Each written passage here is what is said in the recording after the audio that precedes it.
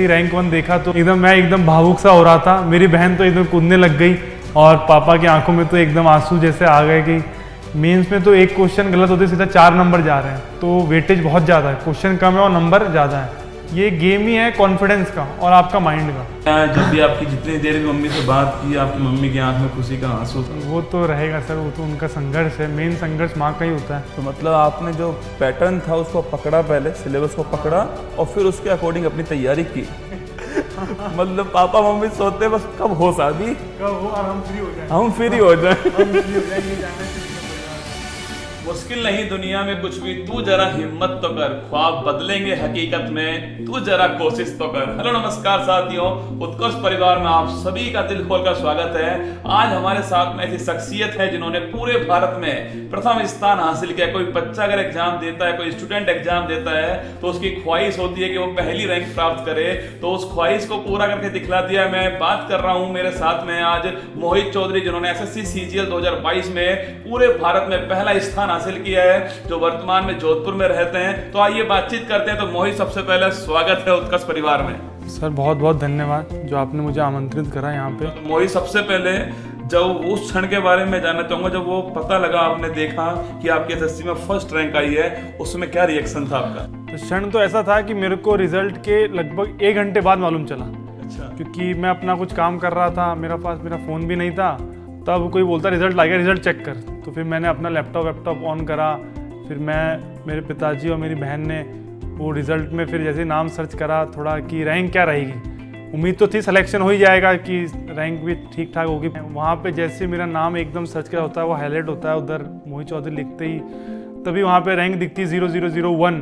तो 1 देखते ही तो मैं एकदम भावुक सा हो रहा था। मेरी बहन तो एकदम कूदने लग गई कि सही में रैंक 1 आ गई है भैया की, और पापा की आंखों में तो एकदम आंसू जैसे आ गए कि क्या ही एकदम रैंक 1 कि आज तक किसी की आई नहीं है अपने परिवार में भी ऐसी। तो उनको बहुत एकदम प्राउड फीलिंग हुआ। तो रैंक 1 जब आई तो उसके बाद आपने चेक किया कि दोबारा भी चेक कर लेते? नहीं, 2-3 बार चेक करा कि रैंक 1 ही है कि नहीं है। पापा ने भी चेक करा, मेरी बहन ने भी चेक करा रैंक 1 है कि नहीं। उसके बाद पोस्ट चेक करी कि हाँ यही पोस्ट है ना जो भरी थी B15। तो वो बहुत एकदम से बहुत अच्छा लगा मेरे को बहुत। कि आपने SSC की जो तैयारी है वो कब सोचा आपने, कि कब तैयारी शुरू की आपने, कब सोचा उसके बारे में? देखो, SSC की तैयारी में तो मैं लेट आया था, पर लेकिन मैं गवर्नमेंट एग्जाम की तैयारी में आ गया था लगभग जब मेरी 3rd ईयर में अराउंड बैकआउट थी। फिर मेरे को SSC का मालूम चलता है अप्रैल 2022 के अराउंड। मैंने प्री का एग्ज़ाम दे रखा था, वो मेरा पहला अटैम्प्ट था। उसके अंदर मैं प्री तो पार हो गया था, पर लेकिन मैं मेंस में फेल हो गया था। फर्स्ट अटेम्प्ट में आपका सिलेक्शन नहीं हुआ। सही बोल रहा हूं? हाँ आप बिल्कुल सही। और ये सेकंड अटेम्प्ट था? ये फिर सेकंड अटेम्प्ट था। और इसमें फर्स्ट रैंक? हाँ इसमें फर्स्ट रैंक है। तो ऐसा क्या किया आपने कि फर्स्ट अटेम्प्ट से सेकंड अटेम्प्ट के बीच में कि आप सिलेक्शन नहीं से फर्स्ट रैंक पर आ गए? सर पहले तो सर वो था कि सिलेबस को अच्छे से पूरा करना पड़ता है, फिर स्मार्ट वर्क की कमी थी, पहले अनुशासन की भी कमी थी। आप अगर किसी एक एग्जाम पे फोकस कर रहे हैं तो उसी की तरफ पढ़ना पड़ता है। तो मतलब आपने जो पैटर्न था उसको पकड़ा, पहले सिलेबस को हाँ। पकड़ा और फिर उसके अकॉर्डिंग अपनी तैयारी की। और डेली रूटीन क्या रहता था आपका? डेली किस हिसाब से पढ़ते थे आप? कितने महीने का लगभग संघर्ष हम SSC से कर रहे हैं? सर SSC का संघर्ष आप लगभग मान सकते हैं कि मेरा है 9 से 10 महीने का संघर्ष है। SSC CGL के लिए था? हाँ प्रॉपर SSC CGL के लिए मेरा 9 से 10 महीने का संघर्ष आप मान सकते हैं। डेली रूटीन क्या था? डेली रूटीन तो ये था कि जैसे मेरा डिसिप्लिन वे में रहता था कि सुबह 5:30-6 बजे के अराउंड उठ जाओ, थोड़ा मुंह हाथ धो के 10-15 मिनट आराम से आंख बंद करके अपना ध्यान लगाओ किसी भी जगह पे, तो माइंड एकदम चिल हो जाए। उसके बाद मैं थोड़ा किताब लेता था, वोकैबुलरी पढ़ते थे पहले, वोकैबुलरी के बाद इंग्लिश पढ़ी, फिर मैथ्स के 100 सवाल लगा लिए, अरिथमेटिक के 100 सवाल लगा लिए, एडवांस मैथ्स के।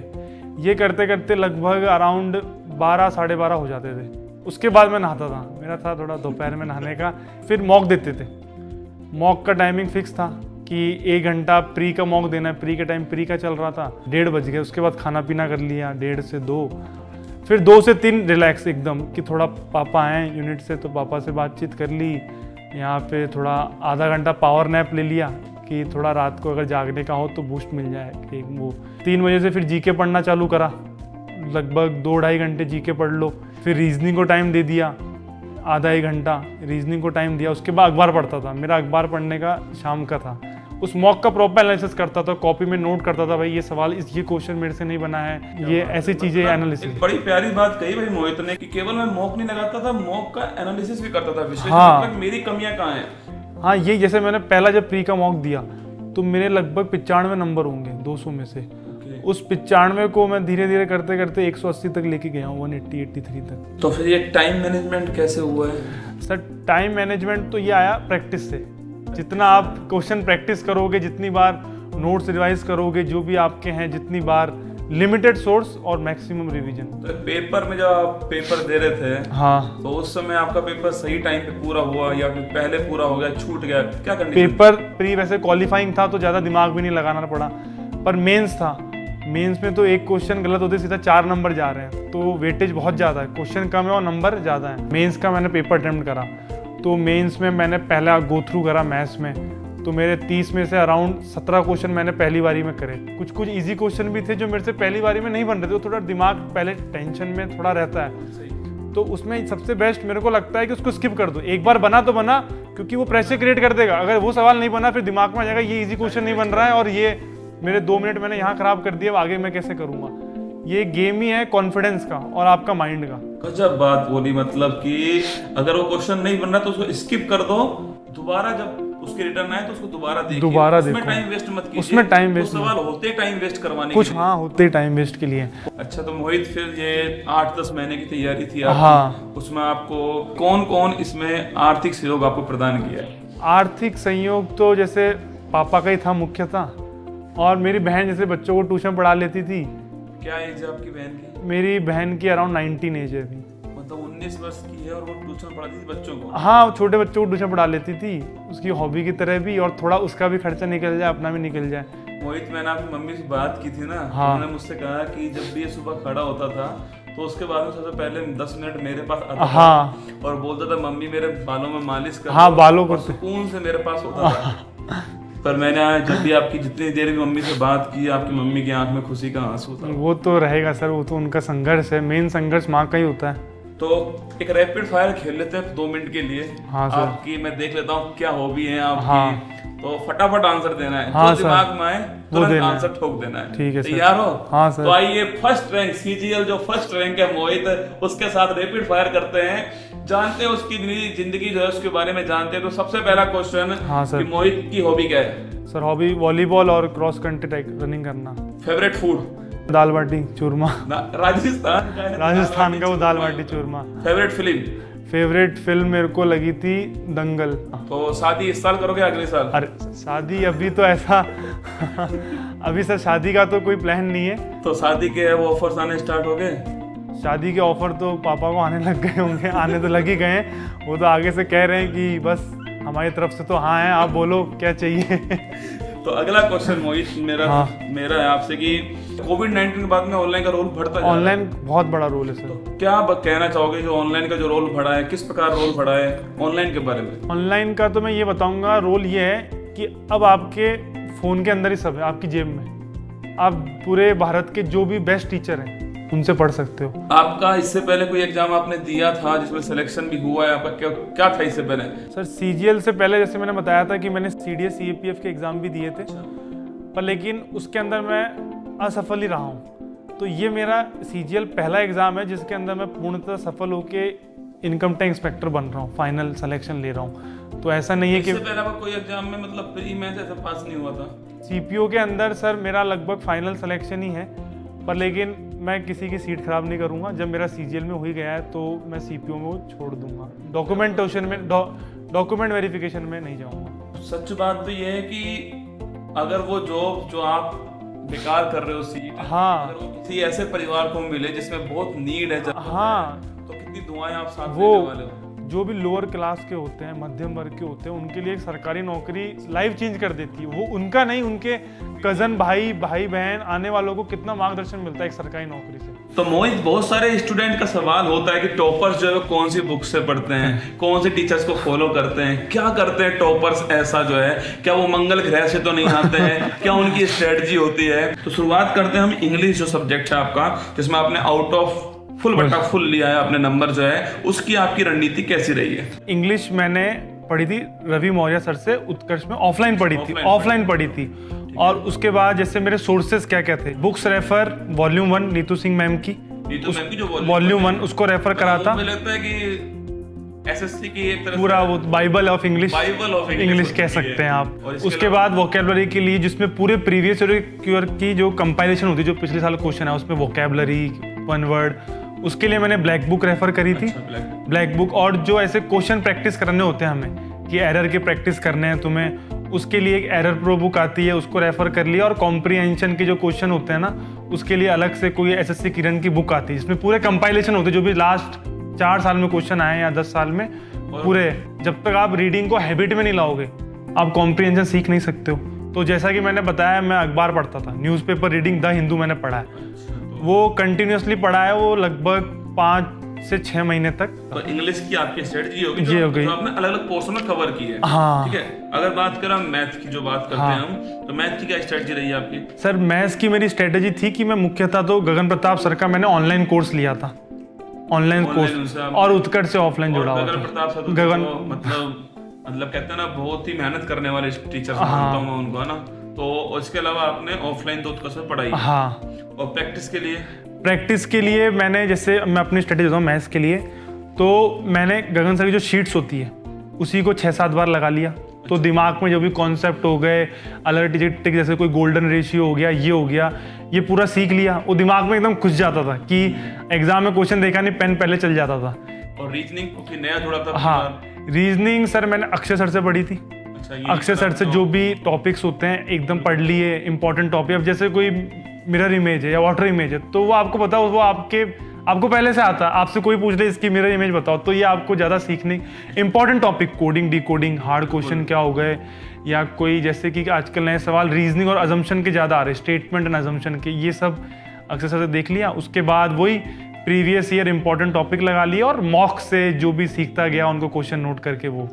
और जीके इंपॉर्टेंट रोल? जीके तो सर बहुत ही मेजर रोल प्ले कर रहा है। जीके के लिए तो आप सर ये कुमार राव सर की क्लासेस फूल पत्ती वाली कंपाइलेशन, जैसे मंथली कंपाइलेशन आती है ना, खतरनाक, एक साथ ही पूरी खत्म कर दी। मतलब जीके? जी हाँ, जीके उत्कर्ष टीम। और जो फूल पत्ती वाली क्लास है, बच्चे बार बार बोलते भी है कि हाँ, 1 घंटे की क्लास है, करंट अफेयर्स 1 घंटे कौन पढ़ता है, तो क्या इंपॉर्टेंस है उसकी? सर जीके उसमें है ना, ऐसा है कि ऐसा लोगों को थोड़ा भी मिथ है मेरे हिसाब से, मिथ जैसे कि उनको कुछ और ही सोच रहे हैं, उनको लग रहा है कि 1.5 घंटे पूरा करंट अफेयर चलता है, पर ऐसा नहीं है। अगर कोई बंदे का जिसका सिलेबस हो रखा है, वो जीके में वीक है, अगर वो उसको अटेंड करता है तो उसका पूरा रिवीजन होगा। उसको उसी क्लास में हिस्ट्री की भी 2-3 किताबों का नाम पता चलेगा, किस लेखक ने लिखी।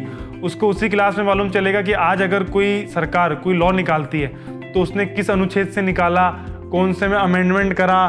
फिर अगर कहीं पे भी आ गया कि आज भाई 2 सभा में जॉइंट मीटिंग हुई, तो जॉइंट मीटिंग में जॉइंट पार्लियामेंट्री मीटिंग होती है, तो उसमें आप ये नहीं बताओगे सिर्फ जॉइंट मीटिंग हुई आज ये इस बिल पे, उसमें आप ये बताओगे कि आर्टिकल 108 से होती है, पहली बार कब हुई, 3 अनुच्छेद 3 बिलों के ऊपर हुई थी मेरे हिसाब से, जहां तक एक प्रिवेंशन ऑफ 3 बिलों पे हुई, डॉरी प्रोविजन। ये करंट अफेयर्स और स्टैटिस्टिक्स के कोरिलेट करते हैं, तो आपको मजा आता है।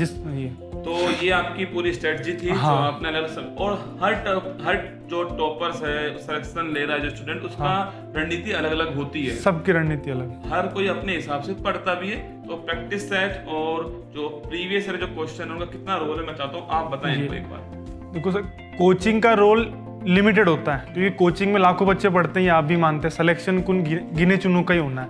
तो कोचिंग का रोल 40 to 60% है कि उन्होंने आपको पढ़ा दिया है, सिलेबस आपको बता दिया है, जो भी ग्रामर के रूल्स हैं, कोई कांस्टेंट जीके है, सब पढ़ा दिया उन्होंने। अब आप उन नोट्स को कितनी बार रिवाइज करते हैं? क्या आपने उन नोट्स को 10 बार पढ़ा? अब बच्चे क्या करते हैं, यहाँ से पढ़ लिया, अगला सोर्स अगला पकड़ लेते हैं। ये सबसे बेकार मेरे को लगता है सर। ये सबसे बड़ा पॉइंट है आज के इंटरव्यू का कि एक किताब को 10 बार पढ़ लो। 10 किताबों को एक बार पढ़ने की बजाय एक किताब को 10 बार पढ़ लो। सोर्स मत बदलो, एक बार विश्वास करो जिस पे भी करने वाले हो। बड़ी प्यारी लाइन बोली है। आपका फेवरेट सब्जेक्ट कौन सा है? सर मेरा फेवरेट सब्जेक्ट तो मैथ्स एंड जीके। जीके और मैथ्स? जी हाँ। क्या बात है। सबसे मुश्किल कौन सा है? सर सबसे मुश्किल अगर देखोगे ना, मेरे को तो रीजनिंग लगता है। अच्छा। कि उसमें क्या है कि लॉजिक कोई आ गया, अब वो दिमाग में क्लिक करा तो करा, नहीं करा तो नहीं करा, फिर वो दिमाग में प्रेशर क्रिएट करता है कि वो एकदम वो होता है कि एट द तुमने देखा, बना तो बना, नहीं बना तो बना। अब जी के आता है, तुमने पढ़ा होगा तो तुमको आएगा, नहीं पढ़ा होगा तो नहीं आएगा। मैथ्स तुम होता है कि यार आ भी सकता है, अब रीजनिंग में अब सामने वाला क्या लॉजिक बना के नंबर कोडिंग दे रहा है, ये हमें क्या पता चलेगा, ये थोड़ा डर लगता है। बिल्कुल। और मैं चाहता हूँ कि आप जो अपनी परिवार है उसके बारे में हमें बताएं वीडियो में। हाँ। आपके पिताजी क्या करते हैं, आप कहाँ से हो पहले से, हाँ। मम्मी जो है वो क्या करती हैं, बहन कौन कौन आपकी फैमिली के अंदर है, आप बताएं एक बार प्लीज। सर मैं वैसे तो मंगरा गांव है मेरा, किशनगढ़ के पास, अजमेर डिस्ट्रिक्ट के अंदर। मैं वहाँ से बिलोंग करता हूँ, मंगरा गांव से। और जो भी मेरी एजुकेशन हुई है 6 to लेकर 12 तक, वो हुई है आर्मी स्कूल नसीराबाद में। तो 10वीं के अंदर तो मेरे लगभग 81% थे और 12वीं के अंदर मेरे 83% थे। यहाँ से मेरे पास हुआ। इसके बाद मैंने इंजीनियरिंग का एग्ज़ाम दिया था, उसके अंदर मेरी रैंक लगभग 1 लाख थी। 1 लाख में मेरे को army institute of technology Pune से मैंने मैकेनिकल ब्रांच ली मैंने। तो फर्स्ट ईयर मौज मस्ती में निकल गया आराम से, जो भी ऐसे इंजीनियरिंग का आपको पता ही है सर जो होता है। फिर सेकंड ईयर भी ऐसे ही निकला। फिर सेकंड ईयर के टाइम पबजी का एकदम खतरनाक क्रेज चल रहा था 2019 के टाइम। हाँ मैं भी उसी भीड़ में था जहाँ युवा थे सारे के सारे। माँ बाप को पता नहीं क्या कर रहा है और किसी को कोई मतलब नहीं है, आप चाहे कुछ भी करो, हॉस्टल वार्डन कोई किसी को क्या ही फर्क पड़ रहा है, आपको रूम में आराम से खेलो। तो उसमें खेला। उसके बाद थर्ड ईयर में मेरी बैक आ गई। हाँ 2 बैक की आई उसी से। तो ध्यान से देखिए, आप जो ये आप सोचते हो ना कि भाई टॉपर जो है वो बचपन से टॉपर होता है, ये मिथ है, ये अपने आप में मिथ है। मैं आपको ऐसे शख्सियत से मिला रहा हूँ जो मोहित चौधरी हैं, इनका थर्ड ईयर में 2 सब्जेक्ट में बैक, इंजीनियरिंग के अंदर 2 सब्जेक्ट में बैक लेकर आए। पूरी दिन पूरी रात पबजी खेलने वाला इंसान जो है। अब सबसे बड़ी बात जो है, जो गेम चेंजिंग स्टार्ट होने वाला है वो इसके बाद स्टार्ट होने वाला है। क्यों मोहित? पापा पूछे क्या सीन है, बोलो पापा बैक आई है, 2 बैक आ गई है। पूछी क्यों आई है, मैंने बोला पबजी खेलते थे ऑनलाइन गेमिंग, तो उस वजह से आई है। उस टाइम बहुत ऐसे कोई आत्महत्या कर रहा है, कोई पिता के अकाउंट से 10-10 लाख खराब कर दिए कुछ खरीदने में, ऐसा बहुत चला था। ये हुआ। उसके बाद पापा ने थोड़ा बोला कि करियर का भी कुछ सोच ले, क्या करना है। तो उन्होंने पूछा तेरे बाकी दोस्तों में किसकी बैक आई, तो उनमें से सब पास थे सब ऐसे पास ही थे मैक्सिमम। तो ये पास थे, तो फिर थोड़ा मेरे को भी लगा कि यार मेरे साथ वाले पास हो रहे हैं, वो कुछ ना कुछ कर रहे हैं, ऐसे मेरे को भी लगा कि यार मेरे को भी कुछ ना कुछ तो करना चाहिए। तो वो मेरे लिए एक टर्निंग पॉइंट हुआ लाइफ में। टर्निंग पॉइंट मेरी लाइफ में, मैं ये मानता हूँ सबकी ज़िंदगी में एक ना एक टर्निंग पॉइंट आता है किसी ना किसी में। वो आया मेरे में टर्निंग पॉइंट। तो मैंने वहीं घर पे अपना फ़ोन रखा, छोटा वाला कीपैड फ़ोन ले लिया। अच्छा, इसी को चलाएंगे अब। उस सेमेस्टर में मैंने टॉप कर लिया वहाँ पे। क्या बात। हाँ मतलब खूब मेहनत करी थी उस टाइम, तो उस सेमेस्टर में टॉप आ गया। मैं एक बात पूछना चाहूंगा कि कई बच्चे सोचते हैं कि उन्हें बुरी लत के अंदर है अभी वो। हाँ। बहुत सारी बुरी लत हो सकती है, तो उन्हें छोड़े कैसे, वो बार बार पूछते हैं। और तुम उससे निकलकर बाहर आए हो। पबजी एक तरह से बुरी लत ही थी उस समय। हाँ। आपका समय बर्बाद कर रही थी, कैरियर से दूर ले जा रही थी आपको। तो आप उस समय जो बाहर आए थे, मैं चाहता हूँ कि जितने भी स्टूडेंट देख रहे हैं उनको आप ये बताइए किस प्रकार आप बाहर आए उससे। सर उससे सबसे पहला तो संभव है क्या बाहर आना? सर संभव तो सब कुछ है इस दुनिया में, क्यों नहीं है। सर संभव इसलिए हुआ, पहला तो सर पापा ने भी बोला, पापा भी इमोशनल होके बोले तू क्या कर रहा है करियर, तेरे को इतना पढ़ाई क्यों रहे हैं, अगर यही सब करना है। फिर वो बाकी दोस्त वाला फैक्टर भी आ गया। वो मेरे बाकी दोस्त भी तैयारी कर रहे हैं, कुछ ना कुछ कर रहे हैं, हाथ पैर मार रहे हैं कि तो मेरा भी एक फर्ज बनता है कि मैं कुछ करूँ। फिर वहाँ से फ़ोन को त्याग कराना, वो धीरे धीरे, क्योंकि फ़ोन कहीं ना कहीं मेरे को लगता है डिस्ट्रैक्शन रहता है। आपको भले ही लगता हो कि फ़ोन को आप कंट्रोल करते हो, पर वो कहीं ना कहीं आपको कंट्रोल कर रहा है। धीरे धीरे करते करते मोबाइल की लत तो मतलब थी नहीं, अभी भी इतनी नहीं है अब ज़्यादा। मतलब संभव तो है। हाँ संभव है। आप अपने माँ बाप की हालत पूछो एक बार, अगर आप मध्यम वर्ग से हैं, उनसे आप खुद ही आपको तकलीफें दिख जाएगी कि आपके पिताजी 45-50 साल के होके भी अभी भी ड्यूटी पर टाइम पे जा रहे हैं, काम कर रहे हैं। उन्हीं का संघर्ष देख लो कि वो कर रहे हैं। तो थोड़ा बहुत तो एक बार पूछते सर हमें मोटिवेट करो। हाँ। तो मैं हमेशा कहता हूँ अपने माँ बाप का चेहरा देख लो, उससे बड़ा मोटिवेशन तो क्या ही हो दुनिया में। और सच बताऊं तो सिलेक्शन के बाद देख लो, वो जन्नत है। हाँ। जब आपके माँ की आंख में खुशी का आंसू हो, आपके पिता की आंख में खुशी का आंसू हो, और आपको महसूस हो कि आपके कारण आपके पिता का जो सिर है वो फक्र से ऊंचा हो गया है, तो बड़ा अच्छा फील भी होता है। क्यों भाई? हाँ सर बहुत। अभी तो ऐसा इतना प्राउड फील होता है, क्या ही बताएं। लोग मेरे से फ़ोन पे बात करने को अभी वो कर रहे हैं कि तू फ़ोन तो उठा ले भाई, एक बार फ़ोन तो उठा ले, अभी टाइम, अभी थोड़ी व्यस्तता चल रही है और कहीं ना कहीं पहले रिश्तेदारों को प्रायोरिटी देनी पड़ती है, दोस्तों को। अब मोहित, ये 10 महीने का तेरा संघर्ष था और हाँ। क्या बोलते हैं, खूब मेहनत भी की होगी, कभी कभी डिमोटिवेशन भी आ ही जाता है कि कोई मॉक में नंबर कम आ गए, तो स्ट्रेस आपको भी आया होगा। स्ट्रेस तो स्ट्रेस मैनेजमेंट के लिए कोई ऐसी 3 बातें जो आपने की हो? सर 3 बातें। पहला तो मेरे को लगता है मेडिटेशन, कि आप माइंड को जितना ओवर थिंकिंग से बचा सको और उसका ज़्यादा कुछ सोचना नहीं, ओवर थिंकिंग नहीं करनी है कि रिजल्ट में क्या होगा, मेरी रैंक आएगी, मेरा सिलेक्शन होगा कि नहीं होगा, आधा टाइम फिर उसी में वेस्ट हो जाता है। तो ओवर थिंकिंग से बचने के लिए मेडिटेशन करो। और बाकी ये सेकंड मेरा को लगता है कि जैसा आप कुछ होता है, कुछ लोगों को लगता है कि रिलैक्स होने के लिए यूट्यूब पे कर लेते हैं टाइम पास होता है ना, कि लोगों को लगता है, पर मैं मानता हूँ घर वालों से बात कर लो, अपने जो खास दोस्त हैं उनसे बात कर लो, कम्युनिकेशन गैप ना आए। हाँ, दोस्तों से भी ऐसे हफ्ते में, ऐसा नहीं कि डेली ही चालू हो गए कि लिमिटेड, ऐसा नहीं कि डेली बात करने लग जाए, लिमिटेड। और तीसरा तो मेरा था कि रनिंग में करता था। अच्छा, रनिंग मेरी तो हॉबी थी, तो 5 किलोमीटर मेरे लिए कोई नहीं था। 20 हॉबी मेडिटेशन है। हाँ, वो करने में मजा ही आता है। हाँ, वही हॉबी है। हाँ, वही हॉबी एक टाइप से। तो स्ट्रेस मैनेजमेंट के लिए 3 बातें मोहित की तरफ से हैं कि अपनी जो हॉबी है उसको फॉलो कीजिए, हाँ, माता पिता दोस्त से बात कीजिए और मेडिटेशन 10-10 मिनट जरूर कीजिए। कुछ ना कर पाओ तो कम से कम सुबह जग करके नेचुरल में थोड़ा के पास पहुंच जाइए, मतलब उस हवा को लीजिए, अपनी माँ से बात कीजिए, मतलब वही मेडिटेशन, वही। हाँ, तो अब मोहित फर्स्ट रैंक तो आ गई है, इसके ऊपर तो कुछ होता नहीं है देख भाई। हाँ, सीजीएल में तो कुछ होता नहीं है, कुछ नहीं। फर्स्ट रैंक तो आ चुकी है। अब आगे क्या करने वाले हो? शादी करोगे नहीं, आपने मना कर दिया अभी तो। सर अभी का प्लान तो यही है कि अभी थोड़ी एज भी है, तो मैं चाहूँगा कि मैं आरएस और आईएएस में अटेम्प्ट लूँ। अच्छा, तो मैं उसकी पूरी कोशिश करूँगा और आपकी गाइडेंस तो है आरएस में उत्कर्ष के, तो सिविल्स में गाइडेंस के हिसाब से प्रॉपर की क्या स्ट्रेटेजी रहेगी। लाइक इस साल वैकेंसी आने का भी चल रहा है, तो मेरा रहेगा कि मैं अटेम्प्ट तो लूँ, मेरे पास एज है अभी। पर आप ये तो ज्वाइन करोगे एक बार? हाँ सर, ये ज्वाइन जरूर करूँगा। इनकम टैक्स मिला है आपको? हाँ सर, इनकम टैक्स इंस्पेक्टर। आप ये ज्वाइन करने वाले? हाँ सर। और उसके बाद में सिविल सर्विस की तैयारी? इसके बाद सिविल सर्विस की तैयारी। तो आपने भी असफलता देखी है, सबसे बड़ी बात यह है कि जो नए स्टूडेंट्स आ रहे हैं उनको तैयारी के लिए क्या कहना चाहोगे, और जिनका सिलेक्शन नहीं हुआ इस बार उनके लिए क्या कहना चाहोगे? मैं चाहता हूं कि आप स्टूडेंट से बात कीजिए, उनकी तरफ देखिए और उनसे अपने पूरी दिल से, पूरी आत्मा से उनको बताइए।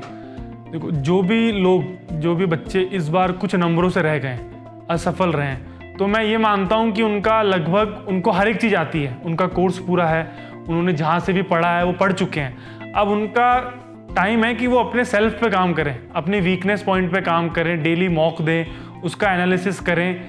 तो कोई अगर बिगनर है तो एक होता है जिसका बंदे का लेवल होता है, किसी का अगर बिलो एवरेज लेवल है, तो मैं उसको सजेस्ट करूंगा कि उसको कहीं ना कहीं से कोचिंग लेनी चाहिए। वो उसकी अपने ऊपर है, अपनी काबिलियत के ऊपर। कोई आईआईटी से पढ़ा हो तो उसको कोई नीड ही नहीं है, कोई नीड तो अपने ऊपर है। और कोचिंग में अच्छे से कोर्स पूरा करे पहले तो। वो ये ना सोचे कि अभी एग्ज़ाम आ ही गया है, कि उसको कुछ आता नहीं है, तो वो जल्दबाजी में कोर्स को एकदम जल्दी कहीं से भी कर दिया, वो अटेम्प्ट ले लिया, फिर ऐसे प्री में, फिर क्या होगा, वो आगे जाके वो फिर मेंस में रह जाएगा कुछ नंबरों से, फिर उसको दुख होगा, फिर वो अगले साल की तैयारी करेगा, फिर अगले साल की तैयारी करते करते फिर टाइम कम बचेगा। तो मैं यही कहूँगा नए बच्चों के लिए तो, कि आप पहले अपना अच्छे से कोर्स देख लें, जो भी है 2-3 टॉपर्स की वीडियो से रेफर करें कि उन्होंने क्या क्या बुक सोर्स फॉलो करें, कोई जेन्युइन सोर्सेज क्या क्या हैं, उसके बाद तैयारी में घुसें। लिमिटेड रिसोर्सेज, मैक्सिमम रिवीजन, ये मेरी उनको रहेगी सलाह। तो मेरा तो मन नहीं कर रहा, पर क्या करें, समय की सीमा है। तो मोहित से हमने बात की जिन्होंने सीजीएल में पूरे भारत में पहली रैंक हासिल की है, उत्कर्ष के ऑफलाइन ऑनलाइन स्टूडेंट रहे हैं। उसके अलावा इन्होंने पूरा जो अपना स्टडी प्लान था, किस प्रकार पढ़ाई करनी चाहिए, क्या रणनीति होनी चाहिए सब्जेक्ट्स की, कब शुरुआत करें, कैसे शुरुआत करें, माता पिता का क्या रोल रहा है जिंदगी के अंदर, गुरुजन का क्या रोल रहा। मैं आपसे इतना कहूँगा, मैं टीचर होने के नाते कहूँगा, जब मोहित आया था ना मेरे गेट पर सिलेक्शन के बाद, में, जो आपने वीडियो देखी होगी। और जब मैंने वो गेट खोला और जब मुझे पता लगा कि मोहित फर्स्ट रैंक वो मोहित चौधरी है, तो मेरे गूज़बम्स आ गए थे। मतलब वो जो फीलिंग्स है ना, वो माता पिता और गुरु जो है वो महसूस कर सकते हैं उस फीलिंग को, क्योंकि वही है जो निस्वार्थ भाव से आपके लिए मेहनत करते हैं, परिश्रम करते हैं। आप भी अपने माँ बाप का नाम रोशन कीजिए, खूब जमकर मेहनत कीजिएगा। और अंत में आपसे कहूँगा एक लक्ष्य तय कर लीजिए, और वही कि जब आंखों में अरमान लिया, मंजिल को अपना मान लिया, मुश्किल क्या आसान क्या, जब ठान लिया तो ठान लिया। अगर ठान लोगे तो मोहित चौधरी भी नंबर 1 रैंक ला सकता है और आप भी नंबर 1 रैंक ला सकते हैं। मैं चाहूंगा कमेंट बॉक्स में आप मोहित को शुभकामनाएं दीजिएगा, उनका जो परिवार उसको प्यार दीजिएगा, और जो भी आपको अच्छा पॉइंट लगा हो इस वीडियो के अंदर वो जरूर हमें नीचे कमेंट बॉक्स में कमेंट कीजिएगा। तो मोहित बहुत बहुत आभार, Yes. और आप सभी बच्चों का भी बहुत बहुत आभार। जय हिंद।